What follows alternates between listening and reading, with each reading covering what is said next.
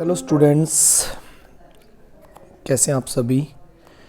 Okay, good, बढ़िया। तो शुरू करते हैं आज हमारा जो हिस्ट्री का चैप्टर नंबर 5, ये लेसन जो कि हिस्ट्री के सेक्शन नंबर 3 में, जहां everyday life and culture and politics के बारे में जो आपको बताएगा। ये लेसन जिसमें इस सेक्शन में जिसमें प्रिंट कल्चर और जो है मॉडर्न वर्ल्ड के बारे में समझाया जाएगा। आप देख सकते हैं यहाँ पर बहुत सारी पेंटिंग्स आपको नज़र आ रही है। यहाँ पे ये एक उकियो आर्ट है जो कि जापान में बड़ी फेमस हुआ करती थी, और ये इंडियन आर्टिस्ट है यहाँ पे। तो ये प्रिंटिंग सिस्टम के आने से पहले इस तरह की पेंटिंग की जाती थी। तो इस लेसन में यानी कि एनसीईआरटी के लेसन नंबर 5 में हम लोग आज समझेंगे प्रिंट कल्चर और मॉडर्न वर्ल्ड के बारे में। अब इसे शुद्ध हिंदी में कहें तो इसे मुद्रण संस्कृति कहते हैं भाई, ये ध्यान रखें। इसका शुद्ध हिंदी में मतलब होता है मुद्रण संस्कृति। ठीक है, मुद्रण संस्कृति। और सॉरी, एक बार दोबारा इसको मैं लिखता हूँ। ठीक है, एक मिनट। इसको कहेंगे मुद्रण संस्कृति। ये देखिए, मुद्रण संस्कृति। ठीक है, और जो है आधुनिक संसार। Okay, modern world. तो जो प्रिंट कल्चर है, ये इसका इतिहास अपने आप में एक आपके लेसन में शुरू में बताया गया है कि कैसे ये प्रिंट कल्चर पूरी दुनिया में फैल गया है। आज जो हम बुक्स और जनरल देखते हैं, थोड़ा हम स्पीड में इसको अब स्टडी करेंगे as a NTSC purpose, as a CBSE हम इसको थोड़ा अब समझते चलेंगे। ओके, तो क्या होता है कि इसमें प्रिंट कल्चर और जो मॉडर्न वर्ल्ड है उसमें एक जो है कोइंसिडेंस दिखाया गया कि भी कैसे प्रिंट कल्चर डेवलप हुआ। और आज हम मॉडर्न वर्ल्ड में जो चीज़ें देख रहे हैं, हमारी चारों तरफ बहुत सारी बुक्स हैं, जनरल्स वगैरह बहुत हैं, न्यूज़पेपर, प्रिंट और फेमस पेंटिंग की जो प्रिंटिंग हम देख पा रहे हैं, अलग अलग कलर डिज़ाइन में आप आजकल पेंटिंग देख पाते हैं। और बहुत सारे थिएटर प्रोग्रामिंग के लिए हमने बहुत सारे जो जैसे ये कहेंगे लीफलेट्स वगैरह और जो पर्चे होते हैं जो बाहर छापे जाते हैं, ताकि वो जो मूवी जो बड़ी फेमस हुई है लोग उसको देखें और जो है उसको थिएटर में देखने के लिए चले जाएं। ओके, तो इसी तरह official circular, calendar, diaries, advertisement, cinema posters, ये सब, मतलब पोस्टर की बात कर रहा था मैं, जो स्ट्रीट कॉर्नर पे लगी आते हैं। आजकल जो प्रिंटिंग सिस्टम के थ्रू जो यूज़ की जा रही हैं, इसका एक अपना इतिहास है। ठीक है, हम जो आज रीड करते हैं प्रिंटिंग लिटरेचर, जो आज हम पढ़ते हैं, और जो प्रिंटिंग इमेज हम देखते हैं, उसका अपना एक इतिहास है। और जो न्यूज़ हम न्यूज़पेपर के थ्रू पढ़ते हैं, और जो पब्लिक डिबेट जो कहीं हुई होती है या किसी पार्लियामेंट में हुई होती है, जो हमें न्यूज़पेपर में उसको पढ़ने को मिलता है, वो सारी चीज़ें मतलब आज जो हम पढ़ पा रहे हैं, टोटल मिलाकर बात ये हुई कि उनका एक अपना इतिहास है। ओके, ये सब कैसे हुई है, इसकी एक हिस्ट्री है। ठीक है, और जो है आज जो हमारा कंटेम्प्रेरी वर्ल्ड है, समकालीन समाज है, उसमें हम जो देख रहे हैं उसकी एक अपनी हिस्ट्री है। क्या है ये प्रिंट की history? What is this history? Okay, तो देखिए, ये प्रिंटेड लिटरेचर जो चारों तरफ हमारे सर्कुलेट है, वो उसकी अपनी एक हिस्ट्री है। और क्या है, और आज मॉडर्न वर्ल्ड में आपको किस तरह से हेल्प कर रही है, उन सब चीज़ों के बारे में हम समझने वाले हैं। अब देखो, इस चैप्टर में आपको बताया जाएगा कि कैसे प्रिंटिंग का डेवलपमेंट हुआ और किस प्रकार से ये ईस्ट एशिया से प्रिंटिंग सिस्टम उठकर यूरोप और इंडिया जैसे कंट्री में पहुंच गया। क्योंकि इंडिया बहुत टाइम तक वो एक स्लेव के रूप में रहा है, एक कॉलोनी के रूप में रहा है, तो डेफिनेटली ये चीज़ें इधर से उधर आई होंगी। ओके, हमें ये भी अब इसमें लेसन में पता लगेगा कि किस तरह से नई नई टेक्नोलॉजी आने के बाद में जो है प्रिंटिंग पर क्या असर हुए, क्या इम्पैक्ट पड़े, प्रिंटिंग कैसे एडवांस होता चला गया, उसके बारे में पढ़ेंगे हम। ठीक है, और आपको इस लेसन में ये भी समझ आएगा कि कैसे सोशल लाइफ और कल्चर होता था, वो भी प्रिंटिंग आने के बाद में किस प्रकार से उसमें बदलाव देखे गए। तो ये पार्ट नंबर 1 आपका आज प्रिंटिंग कल्चर और जो मॉडर्न वर्ल्ड का पार्ट नंबर 1 है, वो बहुत ही इंटरेस्टिंग होने वाला है। और इसके बाद जितने भी पार्ट बनेंगे वो काफ़ी इंटरेस्टिंग होगी। ये लेसन पूरा आपका कम से कम ये मान के चलिए कि इसकी 9 यूनिट बनाई हुई है, और 9 यूनिट में ये लेसन आपका कंप्लीट होगा। तो आज आप ये पहली प्रिंट कल्चर की मॉडर्न वर्ल्ड में पहली यूनिट आप इसमें पढ़ने लग रहे हो। ओके, अब देखिए ये एक पेंटिंग आप देख सकते हैं यहाँ पे, ये पेंटिंग बनी हुई है। ये पेंटिंग मुगल टाइम की पेंटिंग है। ये देखो लिखा हुआ है साइड में यहाँ पे, ये पेंटिंग बहुत गजब पेंटिंग है। इस पेंटिंग को मुगल टाइम में तैयार किया गया। आप देख सकते हैं पूरा बढ़िया ढंग से इसके कलर कम्बिनेशन किए गए हैं। ये देखिए यहाँ पर ये एक पूरा एक मतलब किताब खाना मान के चलो आप, जो कि अकबर के टाइम में, ये देखिए अकबर के टाइम का ये दिखा रखा है यहाँ पे। इसको अखलाक नासिरी बोलते हैं, अखलाक नासिरी इसका नाम है। और जो है प्रिंटिंग एज से पहले, यानी प्रिंटिंग सिस्टम शुरू होने से पहले लोग इस तरह से ये नस्तलिखी करते थे। मतलब कि आप देखोगे हाथ से लिखाई की गई है, कलमा लिखा गया है ये। और यहाँ आप देख सकते हो बहुत सारे लोग बैठे हुए हैं। ये एक मुस्लिम किताब खाना है ये। उसमें ये लोग, कुछ लोग तो इसमें लिखाई का काम कर रहे हैं, कुछ इसमें पेंटिंग का काम कर रहे हैं, कुछ इस पे जिल्द चढ़ाने का काम कर रहे हैं। तो ये मुग़ल टाइम में, मुस्लिम सल्तनत के टाइम में, दिल्ली सल्तनत के टाइम में इस तरह की किताब खाने आपको कॉमनली देखने को मिल सकते हैं। देखो लिखा हुआ यहाँ पे द रॉयल वर्कशॉप। ओके, ये देखिए royal workshop in 16th century, यानी कि 1595 के आसपास। उस समय जब प्रिंटिंग शुरू नहीं हुआ था इंडिया में, तो इस तरह से काम बुक्स के ऊपर होता था। बुक्स के अंदर जो लिखना होता राजाओं के बारे में या जिसके भी बारे में, वो राइटर उस पर लिख दिया करते थे। और बाकी जो मान लीजिए कैलीग्राफिस्ट जो होते थे या जो भी वो सुंदर राइटिंग की हुई, उनके ऊपर पेंटिंग राइटिंग सब करते थे उसके ऊपर। ओके, और इसके अलावा जो है प्रिंटिंग मशीन्स के आने से पहले जो है इसके जो है काफ़ी बढ़िया पेंटिंग उस समय होती थी और उनके अंदर लिखे जाते थे। ओके, तो अब देखिए आगे जो नेक्स्ट पेज पे हम देखेंगे। अब इसका फर्स्ट यूनिट में आप फर्स्ट प्रिंटेड बुक्स के बारे में पढ़ पाएंगे। ओके, ये देखिए अब बताया जाता है कि जो फर्स्ट प्रिंटेड बुक है प्रिंट टेक्नोलॉजी के थ्रू, वो सबसे पहले चाइना में प्रिंट हुई। सबसे पहले चाइना में प्रिंटिंग करना शुरू किया गया और फिर उसके बाद में जापान और उसके बाद में कोरिया जैसे कंट्री में आगे इधर बढ़ता चला गया। ये प्रिंटिंग का सिस्टम पहले हैंड प्रिंटिंग सिस्टम होता था। 594 के आसपास आप देखोगे जो बुक्स चाइना में छापी गई वो रबिंग पेपर पर जो है रबिंग करती हुई वो छपी थी। मतलब कि वुड ब्लॉक प्रिंटिंग सिस्टम ये होता था उस समय। मतलब कि वुड ब्लॉक जो होते थे उसके सरफेस पे जो पेपर रखकर या क्लॉथ रखकर उस पर रबिंग कर दी जाती थी और उससे जो वुड ब्लॉक पे जो भी जो कार्विंग किया आपने या जो भी उसके ऊपर जो निशान बने होते थे लकड़ी के टुकड़े पर, वो आपके जो क्लॉथ उसके ऊपर बिछाया गया या जो पेपर उसके ऊपर बिछाया गया उसके ऊपर वो छप जाती थी। आई थिंक आपने अपने बचपन में भी जब छोटे थे आप, तो आपने एक सिक्के के ऊपर जिसके ऊपर मान लीजिए कुछ निशान बने हो, 1 रुपये का सिक्का लिखा हो या कुछ भी, उसके ऊपर जब आप रबिंग करते होंगे, सोचो उस सिक्के के ऊपर जब कपड़ा रख के हम रबिंग करेंगे तो वो नीचे का जो सिक्के का जो भाग है, सिक्के के ऊपर जो छपा हुआ था वो आपके कपड़े पे या फिर आपके जो पेपर पे छप जाता था। तो ये वुड ब्लॉक प्रिंटिंग सिस्टम पहले यहाँ यूज़ किया जाता था। और जो कपड़े की जो साइड होती थी वो दोनों साइड में थिन और पोरस होती थी, पोरस शीट यूज़ की जाती थी और उसके ऊपर कुड नॉट बी प्रिंटेड, वो प्रिंट नहीं की जा सकती थी। ट्रेडिशनली जो इस तरह से जो छपाई का काम हुआ और जब उनको बाइंड किया गया, बाइंड करके जब वो किताबें तैयार कर दी गई तो उन तैयार हुई किताबों को अकॉर्डियन बुक कहा गया था।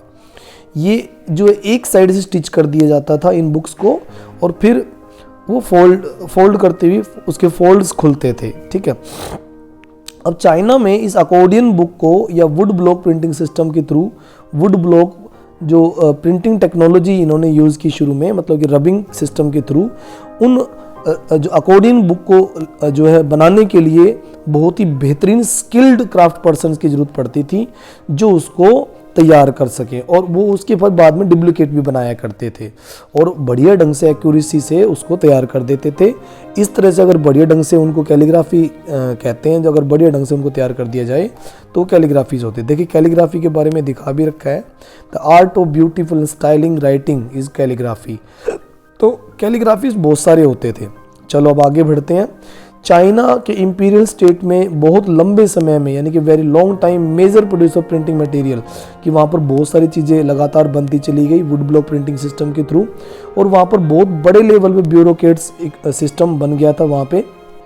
और सिविल सर्विस के एग्जामिनेशन के लिए शुरुआती दौर में बुक्स छपने लगी और टेक्स्ट बुक छपने लगी एग्जामिनेशंस के लिए और प्रिंटिंग सिस्टम के लिए, और जो है जो स्पॉन्सरशिप जो है इंपीरियल स्टेट उनको देने लगा। Okay, from the 16th century 16th century के आसपास number of examination candidate went up, कि जो पढ़ने वाले बच्चों के जो नंबर्स थे वो धीरे धीरे बढ़ रहे थे। And increase the volume of print, और वॉल्यूम ऑफ प्रिंट लगातार बढ़ता जा रहा था, मतलब प्रिंटिंग सिस्टम का वॉल्यूम भी बढ़ रहा था। चाइना में 17th सेंचुरी तक आते आते अर्बन कल्चर बहुत बड़े लेवल पे आगे आया, फ्लोराइश हुआ, ब्लूम हुआ, और चाइना के अंदर जो है प्रिंटिंग को बहुत बड़े लेवल पे जो है यूज़ किया जाने लगा, डिवर्सिफाइड होने लगा प्रिंटिंग सिस्टम में भी। और अब जो है प्रिंट कहते हैं कि उस टाइम जब प्रिंटिंग इतना डेवलप हो गया था चाइना में, तब भी बहुत सारे स्कॉलर, विद्वान स्कॉलर, ऑफिशियल्स जो होते थे, जो राजा के तेशी होते थे, वो इनको यूज़ नहीं करते थे। लेकिन प्रिंटिंग सिस्टम को मर्चेंट यूज़ करने लगे थे एवरीडे लाइफ में, क्योंकि उनको बहुत सारी ट्रेड इंफॉर्मेशन जो प्रिंटिंग सिस्टम के थ्रू मिलने लगी थी, तो वो इनको यूज़ करने लगे। और फिर धीरे धीरे जो है ये एक लीजर एक्टिविटीज़, यानी कि आराम, एक तरह से एक लीजर एक्टिविटीज़ में काउंट होने लगा। नए लीडर आने लगे, नए रीडर्स जो पढ़ने लगे, इसमें बहुत सारे लेखक, पोइट्री लेखक, ऑटोबायोग्राफीज़ लिखे जाने लगी, और जो है एंथ्रोलॉजी, जो है एंथोलॉजी ऑफ लिटरेरी मास्टरपीस, कि भाई कोई मास्टरपीस उसके बारे में डिस्क्राइब करने वाली कोई बातें होने लगी, वो छपने लगी। रोमांटिक प्लेज जो होते थे उस समय, शेक्सपियर वगैरह जो होते थे, उनके जो रोमांटिक प्लेज होते थे वो भी छपने लगे। ओके, रिच वुमेन्स भी अब रीडिंग और जो है राइटिंग करने लगी थी। ठीक है, बहुत सारी वुमेन्स ने अब नई टाइप की पोइट्री एंड प्लेज में जो होती थी उनको वो पब्लिश करने लगी थी, लिखने लगी थी। इस तरह से धीरे धीरे चाइना से आगे बढ़ता हुआ जापान, जापान से आगे बढ़ता हुआ Korea, new printing system develop होने लग रहा था। ओके, अब देखिए जब नया कल्चर जो डेवलप हुआ, कहते हैं कि उस टाइम में न्यू रीडिंग कल्चर डेवलप होने की वजह से जैसे जैसे डेवलप हुआ वैसे वैसे नई टेक्नोलॉजी भी प्रिंटिंग में आने लगी। वेस्टर्न प्रिंटिंग टेक्निक्स को जो है, और जो मैकेनिकल प्रेस सिस्टम होते थे वो अलग अलग जगह में इंपोर्ट किए गए। लेट 19th सेंचुरी में बहुत सारी जगह पर जो है यूज़ किए गए। और उस समय सोचो कि जो वेस्टर्न कंट्रीज़ में जो प्रिंटिंग सिस्टम यूज़ की जा रही थी वो एक वेस्टर्न पावर का एक प्रतीक मान रही थी। ठीक है, शंघाई चाइना में उस समय एक बड़ी हब के रूप में सामने आया।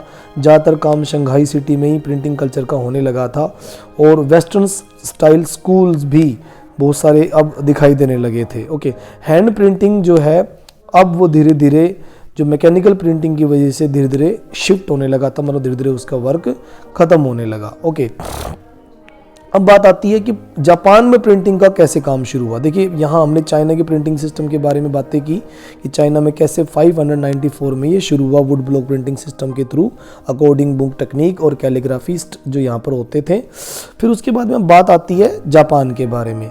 तो देखिए जापान में प्रिंटिंग सिस्टम को बौद्धिस्ट मिशनरीज लेकर आए, जो चाइना में पहुँचे, और उन्होंने यहाँ पर हैंड प्रिंटिंग सिस्टम जो चाइना का था वो जापान में इंट्रोड्यूस कराया, और जापान में नई टेक्नोलॉजी से फिर बुक्स लिखी जाने लगी। मतलब वुड ब्लॉक प्रिंटिंग सिस्टम से यहाँ पर 768 और 770 के आसपास बहुत सारी जो है जापान में जो है वुड ब्लॉक प्रिंटिंग सिस्टम के थ्रू बुक्स लिखी गई, जिसमें एक सबसे फेमस जापानीज़ बुक जिसको 868 में प्रिंट किया गया था, वो जो बुद्धिस्ट लोगों ने लिखी डायमंड सूत्र। इसको हमें अच्छे से याद कर लेना है कि ये वो बुक थी जो बुद्धिस्ट पीपल्स ने वहाँ पर वुड ब्लॉक प्रिंटिंग सिस्टम से तैयार किया। कहते हैं कि इस बुक की स्पेशलिटी ये होती थी कि इसमें 6 शीट्स के टेक्स्ट लिखे गए थे।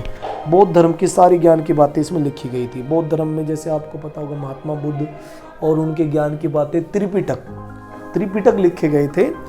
पिटक का मतलब यहाँ पर ज्ञान की टोकरी होती है, पिटक का मतलब ज्ञान की टोकरी। तो त्रिपिटक लिखे गए थे। ये देखिए त्रिपिटक लिखे गए थे। त्रिपिटक में जो पहला पिटक था वो विनय पिटक था, विनय पिटक। ओके, और उसके बाद में जो दूसरा पिटक था वो अभिधम्म पिटक। ये देखिए दूसरा पिटक क्या था, अभिधम्म पिटक। ओके, वो था।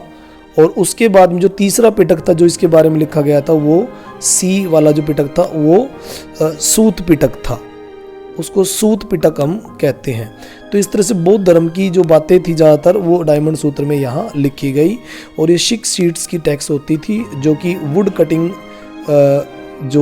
कटिंग करके उसके ऊपर उसको छाप दिया जाता था, और उसके बाद उसमें रबिंग टेक्निक से उसको आगे प्रिंट कर लिया जाता था। मतलब लकड़ी के ब्लॉक पे एक बार निशान बना लेते थे और फिर बाद में उनके ऊपर कपड़ा या कोई पेपर रख के बार बार उसको छापते रहते थे। अब यहाँ देखिए आप, ये पेज डायमंड सूत्र का जो 868 में छपी है उसी बुक का ये पेज है। आप देखोगे इसमें इसको तैयार किया गया है। देखिए बहुत अच्छे ढंग से इसमें बहुत सारे चाइनीज़ सिंबल्स का यूज़ किया गया और ये 868 में जो है जापानियों ने बनाई थी।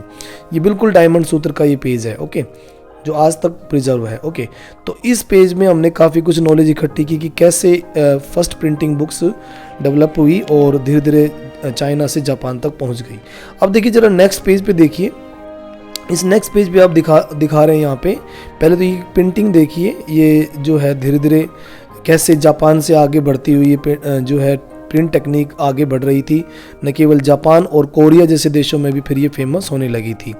प्रिंटिंग सिस्टम के थ्रू कार्ड्स बनने लगे थे, पेपर मनी फिर बनने लगी धीरे धीरे, और मेडिवल जापान में बहुत सारे पोइट और बहुत सारे प्रोज राइटर जो होते थे उन्होंने काफ़ी कुछ इसमें छापा, बहुत सारा पब्लिश किया, जैसे डायमंड सूत्र के बाद, ओके। तो बुक्स वगैरह जो जब अब प्रिंटिंग सिस्टम के थ्रू आने लगी थी वो सस्ती और अब बड़ी मात्रा में मिल जाती थी सोसाइटी में। जो पहले जो कैलीग्राफिस्ट होते थे उनके थ्रू तो हो सकता है शायद ना मिले, लेकिन अब उसके बाद मिलने लगी थी। अब जरा बात करते हैं प्रिंटिंग और विजुअल मटेरियल्स की। प्रिंटिंग और विजुअल मटेरियल मतलब कि अब जो दिखाई देने वाला जो बड़ा इंटरेस्टिंग होता था वो अब छपने लगा था। इंटरेस्टिंग पब्लिशिंग प्रैक्टिसेस मतलब कि लगातार होने लगी थी। और देखिए 18th सेंचुरी के आसपास आप देखोगे कि जो जापान की जो कैपिटल टोक्यो है, जिसको पुराना नाम ईडो होता था, तो ईडो में बहुत सारे अर्बन सर्कल बनने लगे थे और वहाँ पर बहुत बड़े लेवल पे पेंटिंग्स की कलेक्शन दिखाई देने लगी थी और एक नई टाइप का अर्बन कल्चर वहाँ नजर आया, जहाँ पर बहुत सारे आर्टिस्ट, बहुत सारे कोर्टिजन्स और टी हाउस गैदरिंग वगैरह होती थी और वहाँ पर ये पेंटिंग्स और ये बुक वगैरह लोगों के बीच में रखी जाती थी और कुछ सेल होती थी, कुछ उन बुक्स के बारे में बताया जाता था। तो इस तरह धीरे धीरे न्यू रीडिंग पब्लिक्स सामने आ रही थी। बहुत सारी नई लाइब्रेरियाँ, बुक स्टोर्स ये बनने लगे थे और वहाँ पर हैंड प्रिंटिंग मटेरियल बिकने लगा था, जैसे बुक्स जो वुमेन पर लिखी गई, म्यूजिकल इंस्ट्रूमेंट में बुक लिखी गई वो भी यहाँ बिकने लगी थी। कैलकुलेशंस जो अलग अलग जैसे एस्ट्रोनॉमी की कैलकुलेशन जो है उनके बारे में, टी सेरेमनी उनके बारे में, फ्लावर जो है अरेंजमेंट्स के बारे में, प्रॉपर एटिट्यूड्स के बारे में, cooking and other famous places के बारे में लिखा जाने लगा था और ये बहुत ही फेमस धीरे धीरे होने लग रही थी। अब आप यहाँ पर देख सकते हो जो कोरिया के अंदर जो बुक जो लिखी कोरियन पीपल ने 13th सेंचुरी में, ये देखिए, ये आप ये देख सकते हो अच्छे यहाँ पे, ये त्रिपिटक कोरियाना एक बुक थी जो कि यहाँ लिखी गई थी, जिसको पेंटिंग 13th सेंचुरी में लिखी गई एक painting would block printing system के थ्रू लिखी गई, त्रिपिटक कोरियाना। ये देखिए त्रिपिटक कोरियाना कलेक्शन है बुद्धिस्ट स्कल्पचर्स का और आप यहाँ देख सकते हो कि 80,000 वुड ब्लॉक का यूज़ किया गया जो इस लाइब्रेरी में आज भी यहाँ सुरक्षित है। इस लाइब्रेरी में आज भी यहाँ पर पूरी तरह से सुरक्षित की गई है। आप देख सकते हैं ये बढ़िया ढंग से यहाँ लाइब्रेरी तैयार की गई है और इस त्रिपिटक कोरियाना के जो 80,000 वुड ब्लॉक हैं जो यहाँ पर कलेक्शन करके रखी गई है उसको यूनेस्को मेमोरी में शामिल किया गया। UNESCO memory of world register, उसमें 2007 में इसको शामिल कर लिया गया। तो कई बार NTSC क्वेश्चन आ जाते हैं कि जो कोरिया की यानी कि जापान के बाद जब कोरिया में बुक छापी जाने लगी, जापान के बाद कोरिया, तो कोरिया में जब बुक छापी जाने लगी तो वो सबसे फेमस बुक कोरिया की कौन सी थी, तो ये रही त्रिपिटका कोरियाना, ओके। और इसमें 80,000 वुड ब्लॉक का ध्यान जरूर रखना और साथ में ये कि 2007 में इस UNESCO memory of world register में शामिल किया गया, ओके। ये देखिए त्रिपिटक कोरियाना की कलेक्शंस यहाँ रखी गई है, ओके। 80,000 वुड ब्लॉक कम नहीं होते भी, बहुत बड़े ढंग से इसको तैयार किया गया था, बहुत मेहनत लगी होगी। अब जरा ये देखिए एक पेंटिंग टेक्निक यहाँ दिखाई गई है, उकियो पेंटिंग, जो कि बनाने वाला कितागावा उतामारो था। ऐसी उकियो पेंटिंग जापान में बड़ी फेमस हो चुकी थी, अलग अलग टाइम में बहुत फेमस हुई थी। तो अभी एक फेमस पेंटर का नाम दिखा रहा है कितागावा उतामारो, ओके। तो देखिए बहुत ही फेमस है ये कितागावा उतामारो जो फेमस पेंटर है, उसका जन्म ये देखिए 1753 में हुआ। उसकी एक पेंटिंग आपको यहाँ दिखाई गई है जो कोरिया में बड़ी फेमस हुई। ये देखिए इसका जन्म ईडो में यानी कि टोक्यो सिटी में हुआ, 1753 में हुआ, 1753 में। और इसकी पेंटिंग्स में जो कंट्रीब्यूशन है आर्ट में जो कंट्रीब्यूशन है उसको दुनिया याद करती है। इसने बनाई बहुत सारी उकियो आर्ट, एक ऐसी पिक्चर जो फ्लोटिंग वर्ल्ड यानी कि पूरे वर्ल्ड को जो है अपने अंदर समा लेती है, अपने अंदर दिखाती है। और इसमें ऑर्डिनरी यानी कि जन साधारण जो इंसान होते थे उनके एक्सपीरियंस इसमें दिखाए गए हैं। जैसे इस पेंटिंग में आप देखोगे कि सुबह का एक सीन है, ये पेंटिंग मॉर्निंग सीन दिखा रही है, ये भी उकियो प्रिंट है, लेकिन इसका प्रिंटर जो है यानी कि उसके जो कलाकार हैं वो अलग है। शुमान कुबो 18th सेंचुरी में बनाई गई। तो इसमें देखो सीन क्रिएट कर रहे हैं ये लोग, सुबह के टाइम का सीन है। A man look out for window, एक आदमी अपनी विंडो से बाहर देखने की कोशिश कर रहे। यहाँ देखिए, ये देखिए यहाँ पर, और जो है बाहर स्नोफॉल हो रही है तो वो दिखाई गई है।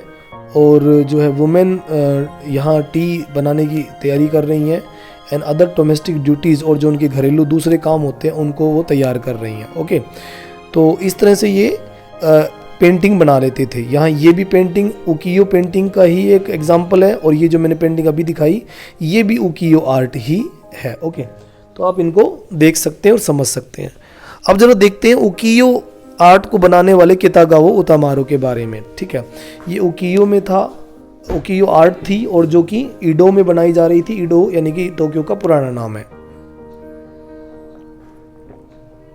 अब आगे देखिए, इसमें जो ये पेंटिंग फिर धीरे धीरे यूनाइटेड स्टेट यानी कि यूएस में, यानी कि United state of United kingdom में, यूएस में, यूरोप में बहुत बड़े लेवल पे फेमस हुई।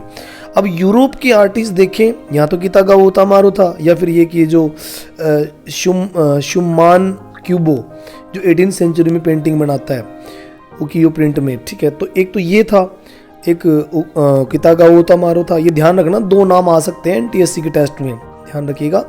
शुमान कुबो उकियो आर्ट के लिए बड़ा फेमस 18th सेंचुरी में हुआ। ऐसा क्वेश्चन बन सकता है कि 18th सेंचुरी के सबसे फेमस जो उकियो आर्ट पेंटर आपकी बुक के अकॉर्डिंग कौन सा है, तो आपको ध्यान रखना शुमान कुबो।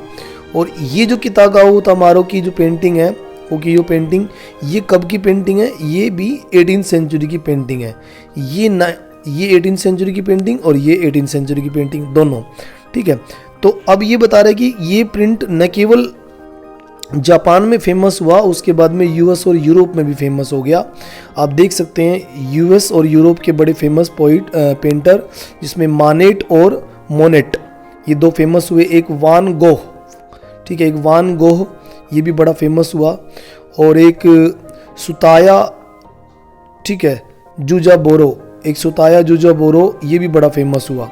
ठीक है, और ये आर्टिस्ट कमीशन आर्टिस्ट होते थे। कमीशन आर्टिस्ट का मतलब है कि इनको बुलाया जाता था कमीशन पर। ठीक है, और ये जो है यहाँ पर रखे जाते थे, फिर उनको उनके बदले पैसे दे दिए जाते थे। तो स्किल्ड वुड ब्लॉक कार्वर ये होते थे, और वुड ब्लॉक पर ये पेंटिंग किया करते थे। ओके, प्रिंटिंग ब्लॉक्स के ऊपर ये पेंटिंग किया करते थे, पेंटर लाइंस के ऊपर ये जो पेंटिंग किया करते थे। ओरिजिनल ड्राइंग जो है आजकल इनकी डिस्ट्रॉय हो गई है, लेकिन फिर भी ये लोग प्रिंट किया करते थे, कुछ एक बच पाई हैं इनमें से। ओके, तो इस तरह से ये प्रिंटिंग का एक बहुत ही, प्रिंटिंग से पहले जो वुड ब्लॉक प्रिंटिंग सिस्टम होता था उसका एक पूरा इतिहास आपको दिखाया गया है। ओके, अब जरा देखते हैं कि प्रिंट्स यूरोप में कैसे आई, लेकिन हम पार्ट 1 में हम इतना ही करेंगे। पार्ट 1 में हमने सिर्फ यहाँ तक ही समझना है, ताकि आपको ज़्यादा ये टफ ना लगे। ये चैप्टर काफ़ी लंबा है, तो हम बारी बारी एक एक पार्ट बनाते हुए इसके कंप्लीट करेंगे। आई होप आपको ये समझ में आया होगा, काफ़ी बढ़िया है ये चैप्टर। ओके, तो हमने देखा कि प्रिंट कल्चर कैसे जापान, चाइना से होता हुआ जापान, जापान से होता हुआ कोरिया तक पहुंच गया, और हमने काफ़ी नॉलेज यहाँ इकट्ठी की। ओके, तो आज के लिए इतना ही। Thank you, have a nice day.